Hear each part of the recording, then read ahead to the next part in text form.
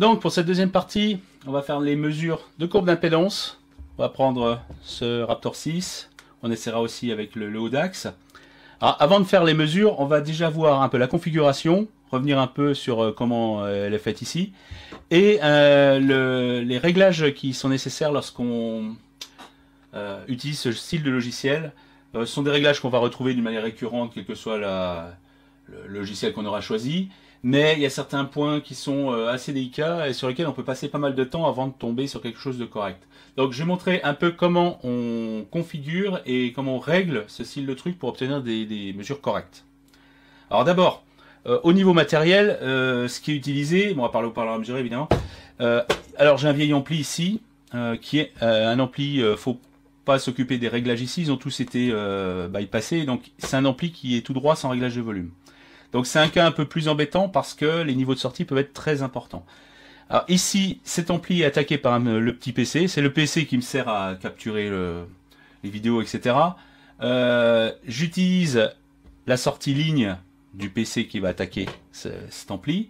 Et j'utilise les entrées lignes gauche-droite pour faire les acquisitions. Sauf que un ampli comme ça s'amplifie évidemment en puissance, mais aussi en tension. Et les tensions de sortie sont trop importantes. Donc c'est un cas de figure, quand on n'a pas de réglage de volume de l'ampli, c'est un cas de figure auquel il faut tenir compte quand on fait son petit montage. Alors petit montage que j'ai ici dessiné en gros, voici le montage tel qu'il est là. Alors là c'est la boîte sur laquelle j'ai mis le branchement, j'ai fait ça parce que c'est plus pratique de brancher des fiches bananes et des cinch là-dessus. Donc derrière il y a, voilà ce qu'il y a. Il y a tout un lot de résistances, en fait, ils sont toutes en parallèle pour obtenir à peu près 150 ohms. Mais ce boîtier-là, boîtier en bois fait rapidement comme ça. Ce boîtier-là, voilà le schéma. Donc voilà comment il est conçu. Ça c'est simple. Hein. Donc ici on a 4 fiches bananes. Ici. Les rouges, bon, bah, c'est les plus, et puis toutes les parties noires bon, sont la masse. La partie d'en haut est attaquée par l'ampli. La partie d'en bas correspond à, au branchement du haut-parleur. Ici, deux cinch, une cinch qui permet de mesurer directement la sortie de l'ampli, qui est la référence, et une autre cinch qui mesure la tension au banc du haut-parleur via un diviseur de tension. Entre une résistance ici, qui a été mesurée à l'ohmmètre, 648 ohms, et le haut-parleur qui va fournir une impédance. Et par comparaison de la référence et de la mesure, on va pouvoir en déduire l'impédance du haut-parleur parce qu'on connaît l'impédance ici qu'on a bien mesurée. Ici, j'ai représenté une forme d'atténuation. Alors ça peut être des potentiomètres, ça peut être ce qu'on veut. Moi, ce sont des résistances que j'ai mis au sein même des cinch, qui sont un simple diviseur de tension. Un vingtième, j'ai choisi un vingtième, et c'est le minimum. On pourrait mettre un trentième ou un quarantième pour atténuer, parce que ça, c'est ce qui rentre dans le PC, ça aussi. Ça, ce sont les deux canaux, gauche ou droite, avec ça qui est directement à la sortie de l'ampli. Donc ici, il faut atténuer, sinon on a tout de suite, on peut saturer, voire détruire la carte son, et c'est pas vraiment ce qu'on veut. Donc, il est important de voir si l'ampli ici n'a pas de réglage de volume intégré, de mettre une atténuation ici avec deux résistances. Alors si on fait une réduction de 1/20, ce que j'ai choisi, c'est une résistance 4K3 et une autre de, je sais plus combien, 19 fois 4K3. Faut obtenir à peu près un rapport de ce genre. Mais bon, après on peut prendre des potentiomètres. De toute façon, au niveau du soft, on peut de toute façon calibrer directement. On n'est pas obligé d'obtenir des valeurs ultra précises non plus.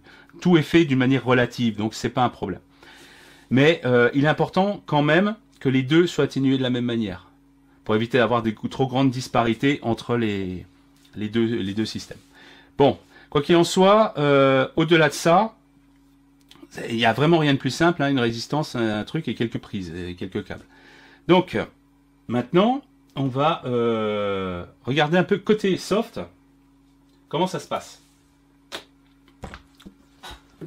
Alors, côté soft, il y a toute une procédure de configuration qui est extrêmement importante. Et il est très important d'avoir toujours sous la main le moyen de vérifier ce qu'on fait. La première chose, c'est configurer tout ce qui est entrée-sortie. Bon, évidemment, ça a l'air simple comme ça, mais quelquefois c'est un peu tordu. Donc ici, je suis dans un PC avec simplement une carte interne. On va choisir une entrée, les canaux d'entrée qui ici seront l'entrée ligne stéréo et les canaux de sortie, là où le logiciel va générer les signaux pour attaquer l'ampli, j'ai pris la sortie casque. Donc ça, j'ai choisi ça. Alors moi, ça me permet ici d'utiliser le micro pour enregistrer cette vidéo en même temps. Hein, ça va pas interférer. Après le format, alors là, on choisit ce qu'on veut. Hein, voilà. Donc c'est important quand même de bien sélectionner ça pour être sûr d'avoir une sortie, une acquisition qui soit correcte. Donc une fois que ça c'est fait, on choisit dans le générateur quel type de mesure on va faire, soit par une génération d'un bruit, donc dans ce cas-là on va utiliser le transfert de Fourier pour récupérer la courbe d'impédance, soit par un système de signaux sinusoïdaux croissants, un sweep discret croissant de fréquence avec laquelle il va faire des points discrets de mesure. Bon, pour la question de vitesse, on va utiliser celui-là, bien que les deux méthodes fournissent des résultats analogues. Et la méthode par sinus est moins sensible au bruit ambiant. Bon, on va prendre celui-là parce que on peut contourner la sensibilité au bruit ambiant par un moyennage, par des mesures successives qui vont être moyennées entre elles pour obtenir une courbe bien lisse. Ok. Alors, maintenant, on peut tester le générateur. Alors, pour ça, simplement, tout est branché. Ici, je teste et là, j'ai quelque chose qui se retrouve dans des valeurs correctes. Alors, pour obtenir ça, il est important de régler les volumes sur le PC des entrées et des sorties pour obtenir ça. Mais il ne faut pas que les réglages de volume soient trop extrêmes. Alors, tel que c'est sur ma machine, on va regarder, par exemple, je vais aller chercher la configuration du son. Voilà. Donc ici, le casque, c'est ce qui sort, c'est ce qui va vers l'ampli. Hein.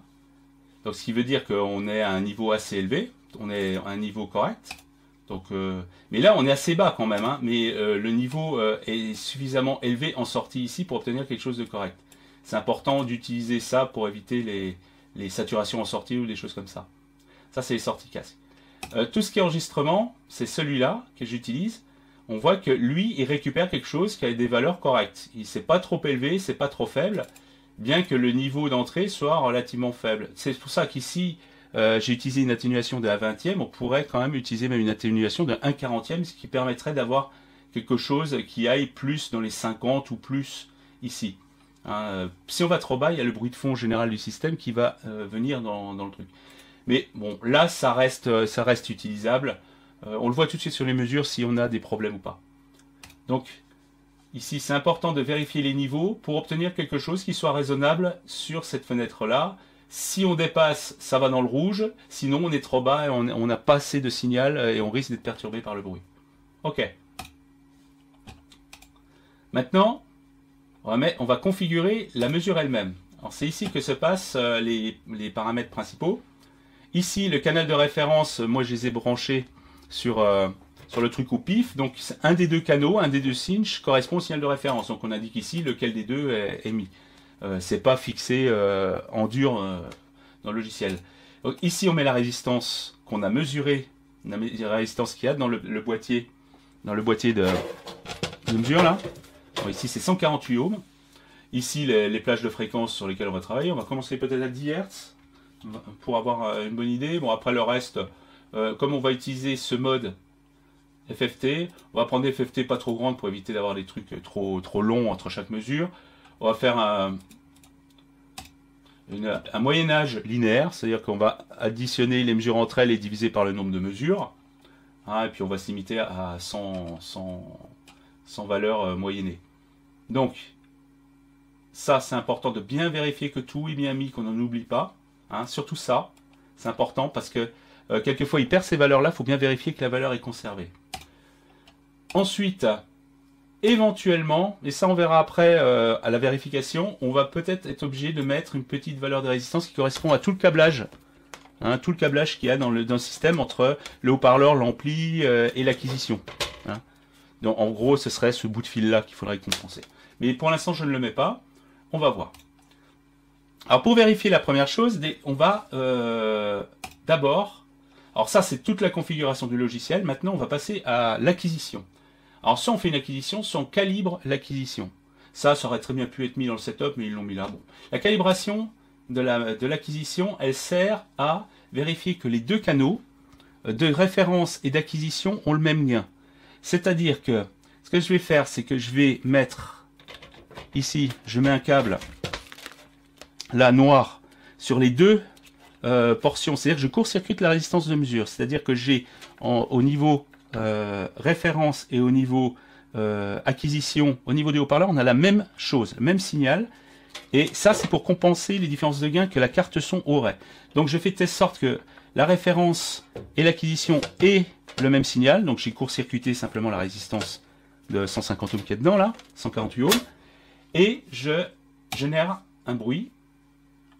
Lui, il va générer un bruit sur l'entrée de l'ampli. Et l'acquisition va se faire à la fois des deux côtés. Donc on a le même signal qui est acquis au niveau référence et au niveau acquisition haut-parleur. Et lui, il va faire une comparaison entre les deux et il va calculer une différence éventuelle en décibels entre les deux canaux. Différences qui sont dues à des différences de gain des entrées, etc. Donc ça, c'est important parce que comme il fait la comparaison entre la référence et le haut-parleur pour calculer l'impédance, il est important de tenir compte aussi des différences de gain qu'il pourrait y avoir entre les deux canaux au niveau de la carte son. Donc c'est à ce niveau-là que ça se mesure et c'est important de ne pas l'oublier. Et lorsque la calibration est faite, le bouton ici est appuyé. Ça permet de voir qu'on est bien calibré. Alors, à partir de là, ce qu'on va faire, c'est qu'on va vérifier que tout va bien. Donc, j'ai pris une résistance de 10 ohms, que j'ai choisi à l'ohmètre, qui fait vraiment 10 ohms, et je vais le mettre à la place du haut-parleur. Donc ici, je mets à la place du haut-parleur la résistance de 10 ohms. J'ai bien entendu enlevé le câble noir là que j'avais mis pour court-circuiter. Hein. J'ai remis la valeur normale, telle que c'est fait pour la mesure. Et là, je vais faire une mesure. Alors, il est normal, évidemment, qu'on obtienne un truc plat, ce qui correspond évidemment à une résistance. Ici, on a une inductance due au câblage et tout ça qui commence à arriver. Hein. Mais disons, on a quelque chose de plat qui est très proche de 10. Donc j'arrête l'acquisition. En cliquant dessus, je peux avoir 10,35 à peu près, 10,34, 10,35. Eh bien, le 0,34, c'est la résistance du câblage, des fiches bananes, des soudures internes et puis du contact au niveau du fil. Donc ce qu'on va faire, c'est que les 0,34 ici, on va dire que ça fait partie d'une compensation qu'il faudrait faire au niveau du câble. Donc je vais rentrer cette résistance-là. Je vais lui demander de l'enlever automatiquement à l'impédance. Et là, si je recommence la mesure, on va se retrouver à quelque chose qui va être exactement à la valeur qui nous intéresse, c'est-à-dire 10 ohms. J'ai bien choisi cette résistance de référence de telle sorte qu'elle fasse vraiment 10 ohms. Donc là, on est pile poil. On voit qu'il y a une petite ronflette qui apparaissait et qui est ici moyennée avec les mesures, mais on voit la ronflette à 50 Hz du système là. C'est quelque chose qui apparaît. Mais au fur et à mesure qu'on fait des moyennages, c'est quelque chose qui disparaît correctement. Voilà, donc le système est calibré. Quand on met une résistance de valeur très précise, on a bien la valeur auquel on s'attend. Donc maintenant, on va pouvoir remplacer cette résistance-là par le haut-parleur lui-même. Alors voilà, c'est très simple. Bon, je l'ai fait parce que les opérations, je l'ai fait rapidement comme ça parce que les opérations sont préparées. Mais ça peut mettre plus de temps que ça. Hein. Alors, une chose très importante pour éviter les fausses manœuvres, hein, surtout quand on met un haut-parleur comme ça et qu'on branche et par exemple qu'on oublie d'enlever le câble là, on peut se retrouver avec l'ampli à fond dans le haut-parleur. Alors, important. Pensez à prendre un casque anti-bruit s'il y en a un ou du coton dans les oreilles parce qu'on peut facilement se faire surprendre par un ampli qui se retrouve à fond dans le haut-parleur. Donc là, gare aux oreilles parce que ça peut être très bruyant. Si l'ampli ici fait 100 watts ou quelque chose comme ça, on peut être très très surpris. Hein, un signal d'1 kHz à fond, ça fait beaucoup de bruit. Donc c'est plutôt un confort d'avoir ça ou des protections ou des bouchons anti-bruit en cas de fausse manip. Le haut-parleur ne risque pas grand-chose, mais ça peut aller très fort. Donc ici, ce qu'on va faire, c'est que je vais prendre, là, je vais brancher ici le Raptor 6. Et on va pouvoir faire notre première mesure d'impédance. Alors ici, bon, le haut-parleur, il est posé sur la table comme ça. Ce ne sont pas les conditions idéales. Normalement, bon là, je le fais comme ça pour montrer en gros comment on fait. Si on veut vraiment faire une mesure correcte, ça dépend des haut-parleurs. Certains haut-parleurs sont plus sensibles que d'autres aux conditions environnementales. Il est conseillé, par exemple, de le suspendre en l'air avec le moins de choses autour qui puissent interférer et avoir, par exemple, l'onde qui se réfléchit, qui revient sur la membrane, des choses comme ça. Donc, il est important, si on veut vraiment être très précis, de se mettre dans un environnement le plus isolé possible. Alors, c'est pas aussi critique que ça, mais selon le type de haut-parleur, on peut avoir des haut-parleurs qui sont plus ou moins sensibles. Les haut-parleurs très souples, avec des membranes très légères, sont beaucoup plus sensibles à l'environnement qu'un haut-parleur comme ça, qui est plus rigide et de plus petite taille. Hein, donc c'est pour ça que lui, il sera pas trop perturbé. Le WFR24 qu'on utilisera à côté peut être plus perturbé. Mais là, je montre simplement la méthode. Hein. Idéalement, c'est pour ça que les normes de mesure des paramètres de TIL et Small sont faits sur un baffle plan qui a une certaine taille, qui est dans un milieu vide et qui donne des conditions de mesure qui sont fixées et normalisées. C'est pour ça qu'il est quand même important d'essayer d'éviter d'avoir plein de choses autour du haut-parleur. Alors une chose très importante ici, c'est pas le cas, c'est pas trop le cas, mais ça l'est un peu, mais d'autres haut-parleurs pourraient être fortement perturbés. L'arrière du haut-parleur ici est bien dégagé, donc même s'il est posé sur l'arrière, bon, il y a des trous qui permettent de pas trop faire. Mais par exemple des gros haut-parleurs, si les JBL ont un gros aimant ici, avec un trou de décompression au milieu, et si on le pose sur l'arrière, le trou est bouché. Et les paramètres du haut-parleur vont être complètement différents et vont être complètement faux. Il est très important de bien vérifier que l'arrière du haut-parleur ne sera pas perturbé. C'est pour ça qu'idéalement, il vaut mieux mesurer le haut-parleur en l'air tenu comme ça, à la main, pour éviter d'avoir des choses qui bouchent le truc. C'est ce que je vais faire là. Donc moi, je vais le prendre comme ça, en l'air, et on va faire une première mesure.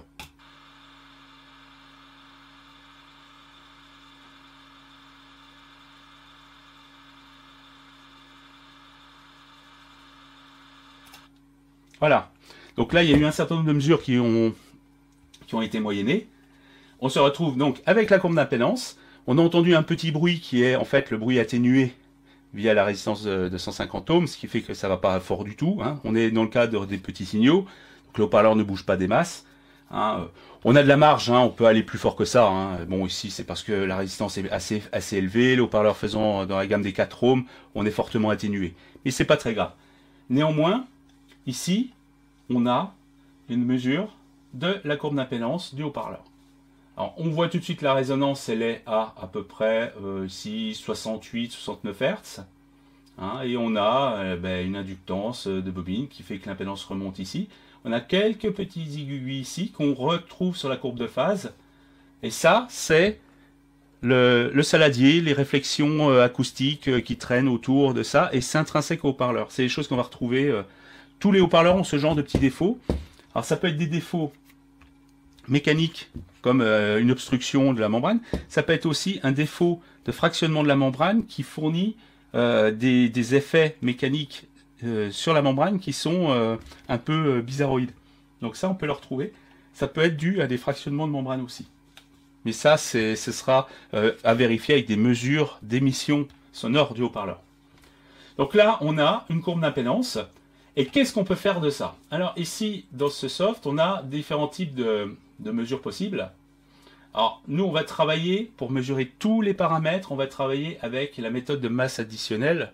La méthode par une boîte close additionnelle nécessite la fabrication d'une boîte dans laquelle on va mettre le haut-parleur, une boîte parfaitement close, pour pouvoir mesurer le dernier paramètre qui nous manque.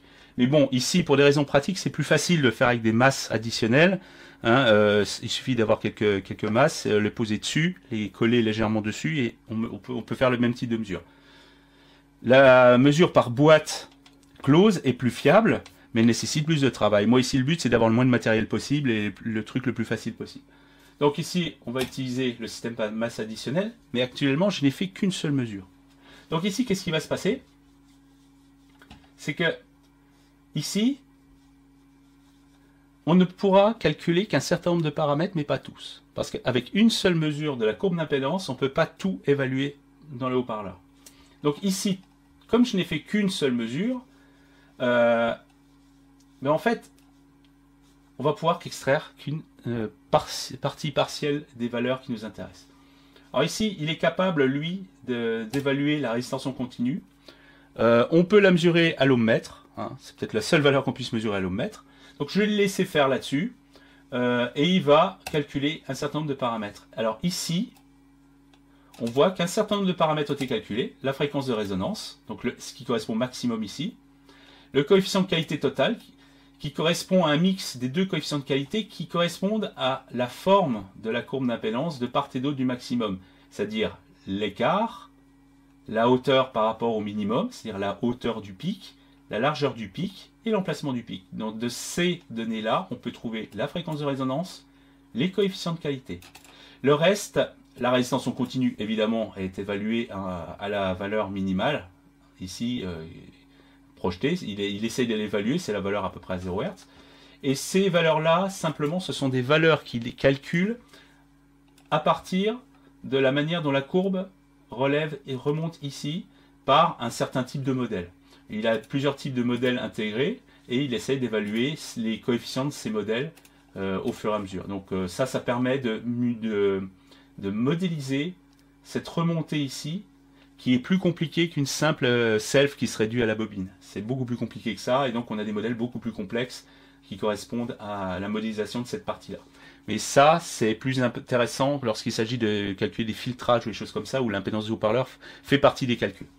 Néanmoins, nous, ce qui nous intéresse, c'est avant tout les paramètres du haut-parleur lui-même au niveau de ces paramètres fondamentaux de Thiele et Small. Donc, on a la fréquence de résonance et les coefficients de qualité. Et la résistance en continu, évidemment. Néanmoins, il nous manque le VAS. Le VAS, c'est quelque chose qui dépend à la fois de la rigidité de la suspension et de la masse mobile du haut-parleur, ainsi que la masse de l'air qu'il y a devant. Ce sont des paramètres qui sont intriqués entre eux. Donc on ne peut pas les séparer à partir d'une seule mesure. Il nous faut trouver un moyen de faire une autre mesure dans des conditions différentes qui permet d'extraire ce VAS à partir de ces deux données qui sont pour l'instant connues qu'ensemble. Et c'est pour ça qu'on utilise la méthode, par exemple ici, de masse additionnelle. Alors ce qui va se passer, c'est que on va d'abord faire une mesure en mettant une masse additionnelle sur le haut-parleur. Alors là, je colle un écrou, ici, avec un petit double face qui colle pas trop. C'est un écrou qui fait, d'après mes souvenirs, 10,8 grammes, quelque chose comme ça. Donc, c'est une masse additionnelle d'une dizaine de grammes, sachant que le constructeur donne quand même la masse mobile. Hein, on trouve quelque chose qui est à peu près du même ordre de grandeur, hein, pas trop élevé, hein, faut pas non plus bourriner le haut-parleur, faut pas le faire déplacer trop de sa position d'équilibre, sinon on changerait ses paramètres.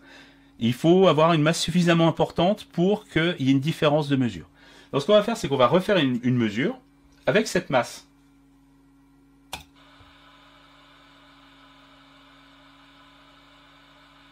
Ce qu'on voit ici, alors ça c'est le problème de la méthode de masse, c'est comment mettre une masse telle sorte qu'elle fasse un joint suffisamment bon avec la membrane pour éviter des problèmes. Alors ce qu'on voit ici, cette partie là, c'est simplement l'élasticité du double face qui fait que en fait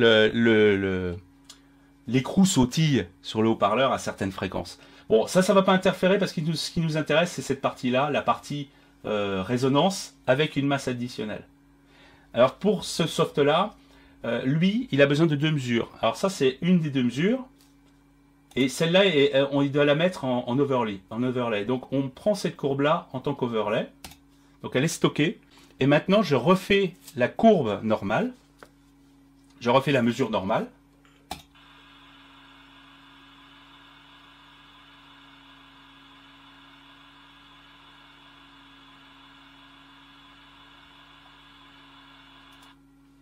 Voilà. Donc, la mesure normale, elle, c'est la première qu'on a faite. Alors, c'est un peu tordu au niveau de ce soft, donc il faut d'abord faire la mesure avec la masse en overlay et après faire la mesure normale. Et à partir de ces deux courbes-là, lorsqu'on revient au menu d'analyse, on peut lui dire la masse qu'on a utilisée, qu'on met ici. Le diamètre de la membrane est important parce qu'il définit un paramètre qui est le SD, qui est la surface émissive. Alors, une manière de le faire approximatif, c'est de mesurer le diamètre du haut-parleur à moitié de la suspension. Ici, on est à 12 cm. Hein. Pourquoi la moitié? Tout simplement parce que toute la surface de la suspension n'émet pas de la même manière. Ce qui est à l'extérieur va émettre beaucoup moins qu'à l'intérieur. Donc prendre la moitié, c'est faire une sorte de moyenne entre les deux. Ce qui voudrait dire en fait ce serait un haut-parleur qui n'aurait pas de suspension et qui bougerait de la même manière sur seulement 12 cm. Donc c'est un moyen standard d'évaluer le rayon actif réel du haut-parleur. Donc ici il fait 12 cm. C'est ce qu'on va mettre ici comme diamètre de membrane. C'est important pour mesurer le VAS. Donc à partir de là, on a impédance data, l'overlay data qui lui correspond au truc additionnel. Alors il dit frequency shift, c'est-à-dire le déplacement de fréquence, c'est de l'ordre de 16%. Et en fait, idéalement, il faudrait que ce soit de 20 à 50%. Ça veut dire que la masse ici n'est pas assez grande. On va quand même faire les calculs, simplement pour montrer que maintenant, il peut extraire tous les paramètres du haut-parleur. Donc il a mesuré le VAS, qui est très faible pour ce haut-parleur-là, donc le SD qui est calculé à partir du diamètre ici, le facteur force, le rendement du haut-parleur en enceinte close, etc. Alors, ce qu'on va faire, c'est qu'on va, on va refaire une mesure, mais avec une masse d'une vingtaine de grammes, plus élevée, pour pouvoir vérifier et être dans quelque chose qui modifie suffisamment la mesure.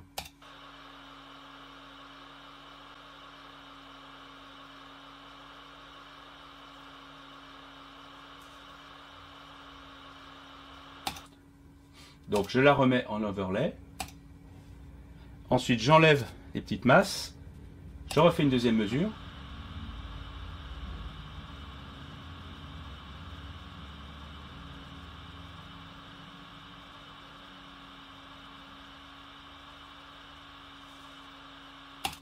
Voilà. Et donc là je peux refaire une analyse. Ici j'ai une variation de fréquence de 26%, ce qui est des meilleurs. Par contre la masse ici elle est passée à une vingtaine de grammes. J'ai mis deux écrous, ce qui fait ici une vingtaine de grammes. Ici on peut calculer les paramètres. Donc on voit que le VAS est un petit peu plus élevé que calculé avant. Le facteur force est un peu plus faible, mais on retrouve à peu près les mêmes styles de valeurs.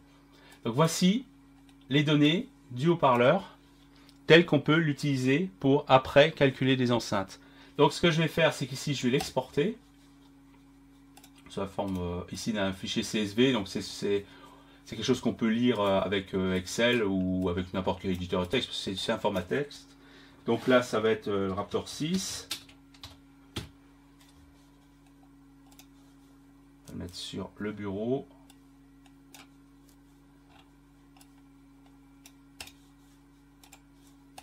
Voilà.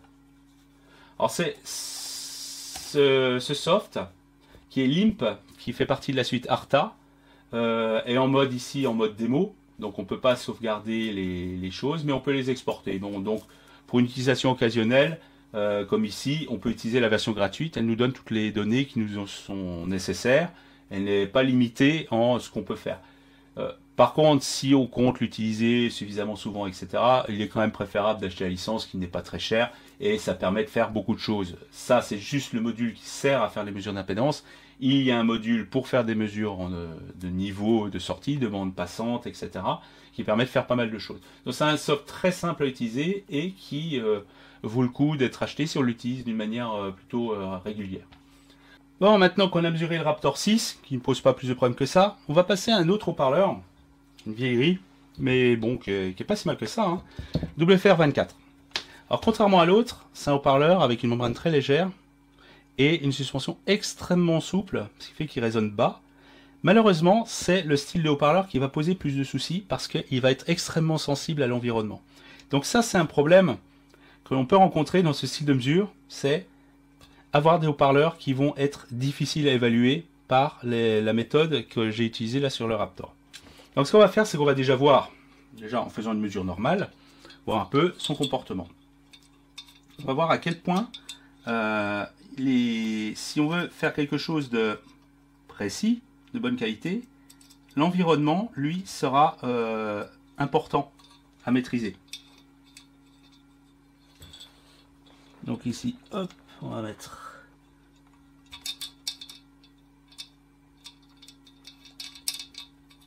Voilà. Donc,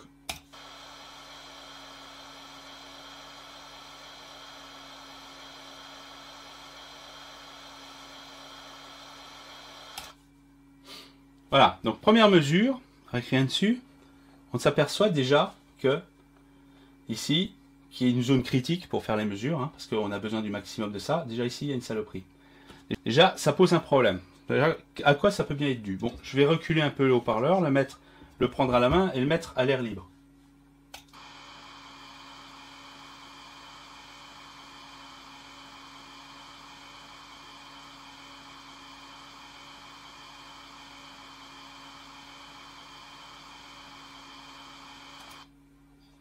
Donc là, c'est un peu mieux, mais n'empêche qu'il a fallu que je moyenne beaucoup et que je fasse vraiment que je ne bouge pas pour pouvoir obtenir quelque chose de stable. Donc là, je vais peut-être reculer un peu l'ampli, essayer d'être un petit peu plus stable avec moins de choses autour.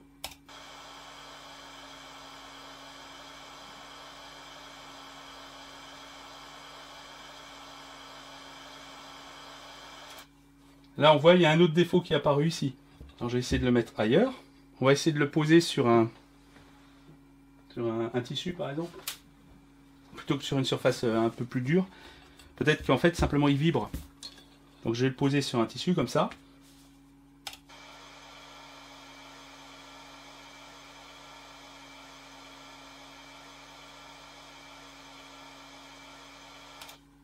Donc là, bon, c'est plus lisse, mais il y a quand même une saloperie ici. Là, c'est incroyablement sensible.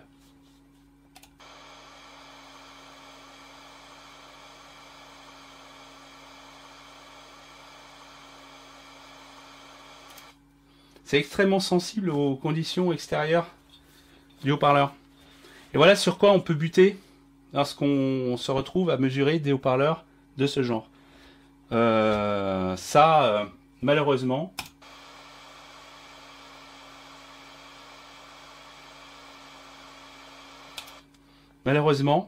ça, on peut pas le savoir avant. Enfin, il y a quand même des haut-parleurs qui ont une propension à poser des problèmes.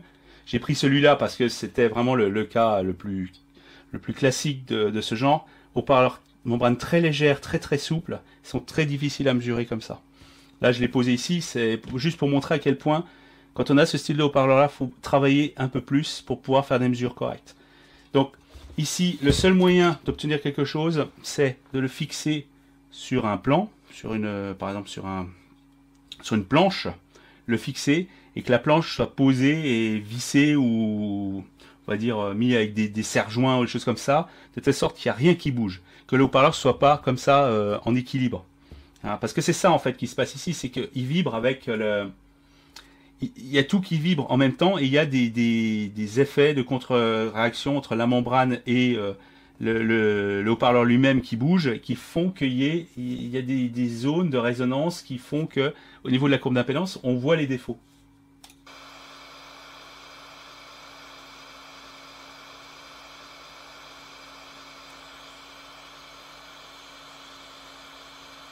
Alors pour montrer à quel point il est sensible aux environnements extérieurs, là si je fais des bruits au-dessus, il y a un côté microphonique qui est extrêmement important dû à la légèreté de sa membrane. Donc voilà, c'est quand même quelque chose qui est vraiment difficile.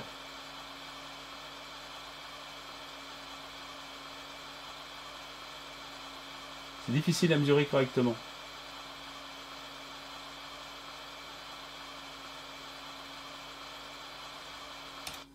Et là, ici, c'est pas terrible, quoi, parce que faut bien voir que pour mesurer ces paramètres, on a besoin du maximum, on a besoin du minimum, et on a besoin de 2 points de chaque côté, de telle sorte que il y a une loi entre le minimum et le maximum qui permet d'évaluer les deux points, les deux fréquences qui nous intéressent. Et bien entendu, il est important que les flancs soient parfaitement réguliers et symétriques. Une des caractéristiques du modèle T-Desmos, c'est que la courbe d'impédance doit être symétrique de part et d'autre. Aux influences qu'aurait la self de la bobine dans cette zone-là. Mais comme on est en très basse fréquence, c'est très très très rarement le cas. Donc une asymétrie de la courbe d'impédance indique qu'il y a un problème quelque part. Donc là, c'est un haut-parleur qui est extrêmement difficile à mesurer.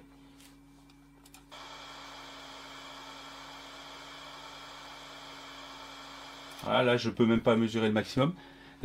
si on ne fait pas du tout attention à la manière dont il est fixé et tenu. Donc il faut vraiment faire attention avec ça. Alors, je pourrais peut-être essayer par exemple de le poser comme ça.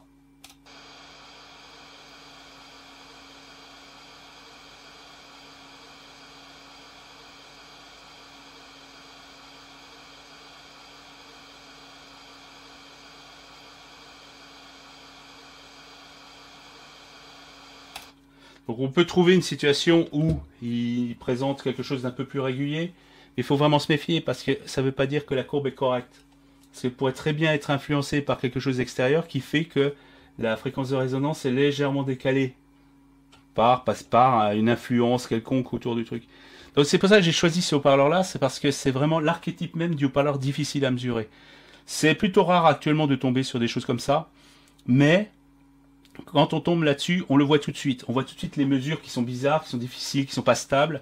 Donc ça, le seul moyen d'obtenir quelque chose de correct, c'est de prendre une belle planche, genre une planche 80 cm de côté, de faire un trou, de fixer le haut-parleur dessus, et de mettre cette planche-là, la poser et la tenir elle-même, et faire la mesure haut-parleur uniquement tenu par la planche, avec quelque chose qui est bien fixé sur quelque chose de solide.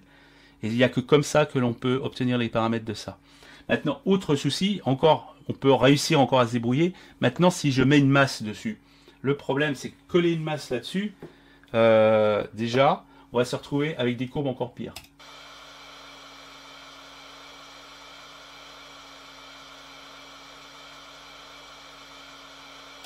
Alors ici, j'ai juste posé une masse de 10 grammes, et là, j'ai un défaut ici. Alors ce défaut-là, il rend la mesure inutilisable, parce que qu'est-ce qui est bon, cette partie-là ou cette partie-là? On ne sait pas, on ne sait pas. Donc, effectivement, ici, il faudrait réussir à coller dessus quelque chose.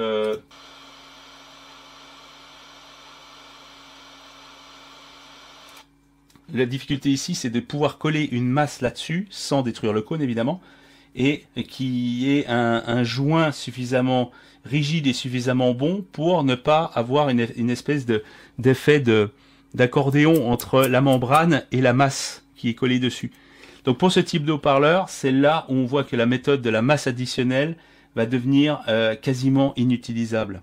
Parce qu'on va avoir une grande difficulté pour mettre une masse qui va être collée dessus, mais sans que le collage soit trop fort, ni sans qu'il soit trop faible, ça va être vraiment, vraiment difficile. Donc dans ce cas de figure, la seule méthode vraiment fiable, et quitte à avoir déjà fait une planche avec un trou pour fixer le truc, autant faire la méthode de l'enceinte close, qui est la méthode où on fait une caisse bien close, avec vraiment tous les trous bien bouchés, avec du mastic partout. Une caisse dont on connaît parfaitement le volume, sur laquelle on va fixer le haut-parleur. Alors pour cette méthode-là, étonnamment, il y en a plein qui s'arrachent les cheveux pour calculer justement le volume de cette enceinte qui doit être parfaitement connu. Si on ne connaît pas parfaitement le volume de cette enceinte, on ne peut pas calculer le VAS correctement.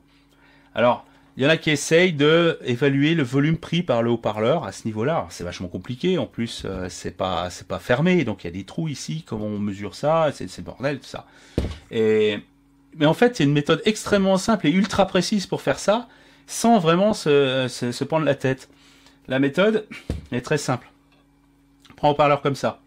On prend du talc, ou de la farine. Du talc, c'est mieux parce que c'est moins salissant. On remplit de talc le haut-parleur là, à ras-bord jusqu'au joint là. On a une surface bien plane avec du talc. Ce talc, il va prendre le volume du creux là, tout ça. Ensuite, on retourne au haut-parleur, on met le talc dans l'enceinte. Donc dans l'enceinte, il y a le volume du haut-parleur intérieur en moins. Et après, qu'est-ce qu'on fait? On prend le haut-parleur, on le fixe à l'envers, dessus. Et dans ce cas-là, on a conservé le volume de l'enceinte, simplement on a compensé le volume à l'intérieur du cône par la matière qu'on a mis dans l'enceinte. Donc là, il n'y a pas de prise de tête, on s'en fout. Donc là, le haut-parleur est mis à l'envers, et en plus on a accès directement au bornier sans être obligé de mettre des prises et tout ça, et donc de faire des sources de fuite potentielles au sein de l'enceinte. Donc ça, c'est la manière la plus simple et efficace de faire les mesures. Alors, c'est vraiment la méthode la plus fiable, la méthode de l'enceinte close. Hein, c'est un peu plus chiant à faire.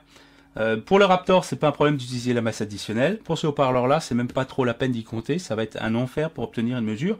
Et si on a réussi à coller une masse, on risque d'avoir la désagréable surprise de décoller de la membrane en enlevant le truc, parce que c'est extrêmement fragile. Hein, c'est une membrane très fine, et c'est du papier, hein, c'est très fragile. Quand c'est une membrane en plastique, c'est pas trop un souci. Mais ça, c'est vachement fragile. Donc c'est typiquement le genre de haut-parleur qui peut poser des problèmes lorsqu'on veut évaluer les valeurs de Thiele et Small.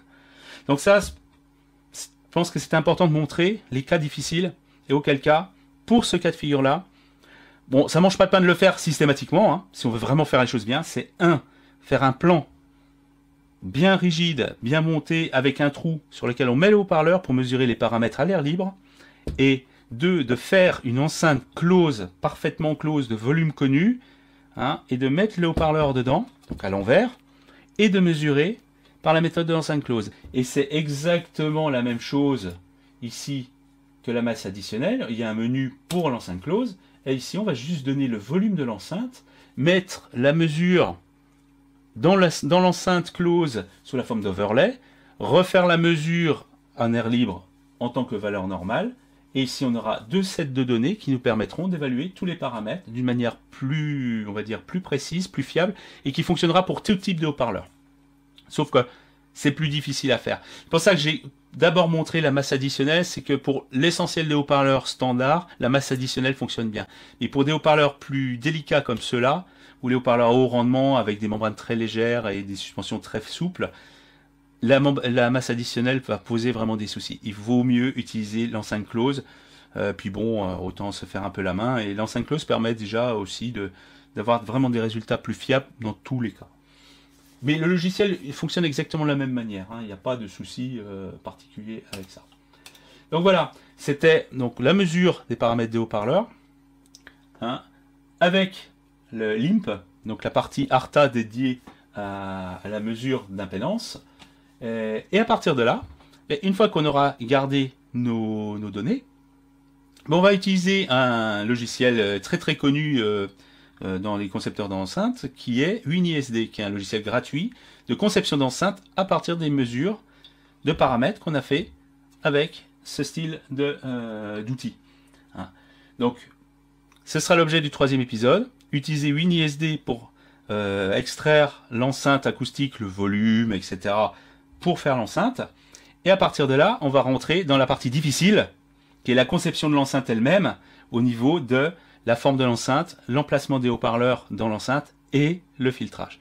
Alors pour cette partie-là, le filtrage, alors ça sera l'objet d'autres épisodes, ça nécessitera une mesure de l'enceinte, de sa courbe de réponse réelle, avec un micro et avec vraiment un système analogue à celui-là, avec ARTA. On peut faire ça avec le module ARTA dédié à ça. On peut mesurer la courbe de réponse de l'enceinte, voir où sont les défauts, où sont les différences de rendement entre les haut-parleurs, où sont les coupures qu'il va falloir utiliser pour les filtres, etc. Parce que c'est pas la peine d'imaginer qu'on va avant savoir à quelle fréquence on va couper, avec quelle pente, comment ça va se passer, comment ça va réagir entre les haut-parleurs, etc. Ça n'existe pas. Ça, c'est du fantasme de gens qui conçoivent des enceintes avec une calculatrice. Les paramètres des haut-parleurs, on est obligé de commencer par là. Mais après, la conception d'une enceinte, elle se fait exclusivement sur l'enceinte qu'on est en train de concevoir. On ne fantasme pas la réalité qu'on verra plus tard. Donc les filtrages tout près, style Butterworth, Bessel ou Lecléache ou tout ce qu'on veut, ça c'est du cliché.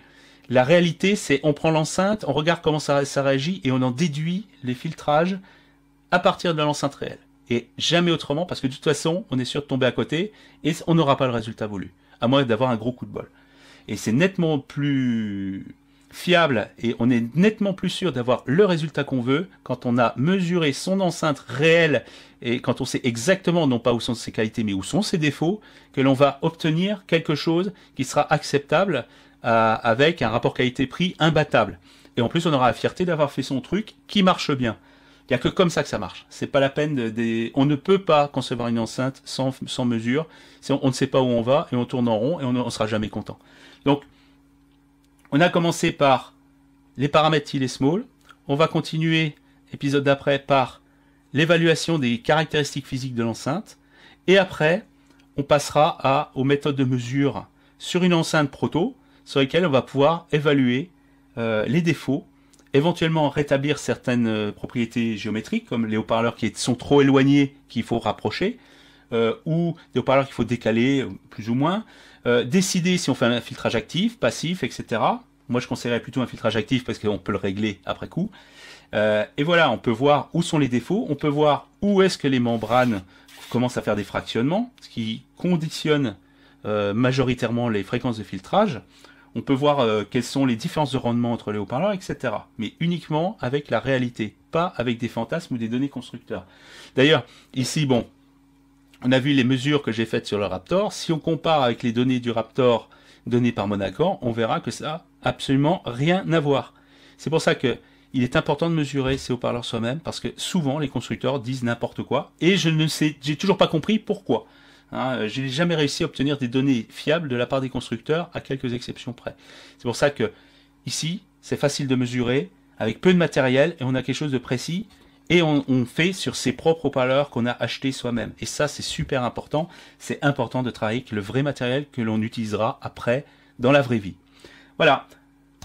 Prochain épisode, numéro 3. Conception de l'enceinte.